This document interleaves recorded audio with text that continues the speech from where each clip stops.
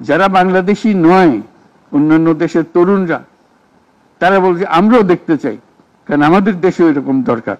কাজে এটা কোনো সীমাবদ্ধ নয় যে বাংলাদেশের মনের মধ্যে তোমরা একটা প্রচন্ড ঢেউ জাগিয়ে দিয়েছ, প্রচন্ড স্বপ্ন জাগিয়ে দিয়েছ, তোমরা সারা পৃথিবীর তরুণকে জাগিয়ে দিয়েছ যে এই তরুণদের হাতেই সৃষ্টি হবে নতুন পৃথিবী।